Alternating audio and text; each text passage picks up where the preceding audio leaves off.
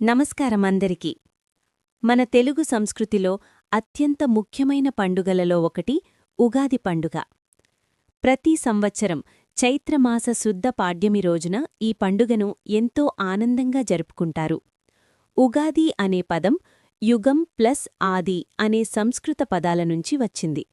అంటే కొత్త యుగానికి ప్రారంభం అని అర్థం. ఈ రోజునుంచి తెలుగువారి కొత్త సంవత్సరం ప్రారంభమవుతుంది. కాని ఉగాది పండుగ వెనుక ఉన్న అసలు ప్రాముఖ్యత ఏమిటి? ఎందుకు ఉగాది రోజున ప్రత్యేకంగా ఉగాది పచ్చడి తింటారు?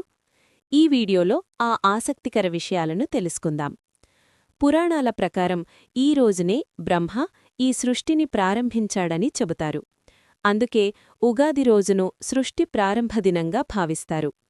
ఈ రోజునే కాలచక్రం ప్రారంభమై రోజులు, నెలలు, సంవత్సరాలు మొదలయ్యాయని పురాణాల్లో చెప్పబడింది. అందుకే ఉగాది రోజున కొత్త పనులు ప్రారంభిస్తే వాటికి శుభఫలితాలు వస్తాయని విశ్వాసం. ఉగాది రోజున తెల్లవారగానే లేచి ఇంటిని శుభ్రం చేస్తారు. తర్వాత ఇంటి గుమ్మానికి మామిడి తోరణాలు కడతారు. ఇది శుభానికి సూచికగా భావిస్తారు. అందరూ కొత్త బట్టలు వేసుకుని దేవుడికి ప్రత్యేక పూజలు చేస్తారు. ప్రత్యేకంగా లక్ష్మీదేవి మరియు విష్ణుదేవుణ్ణి పూజిస్తారు.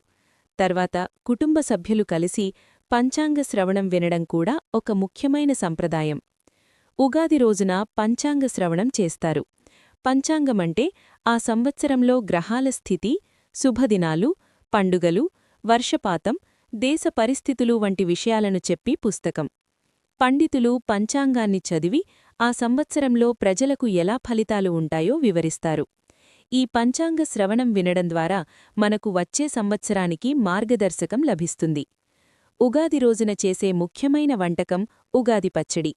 ఈ పచ్చడిలో 6 రుచులు ఉంటాయి: బెల్లం, తీపి, చింతపండు, పులుపు, వేపపువ్వు, చేదు, మిరపకారం, కారం, ఉప్పు, మామిడి ముక్కలు.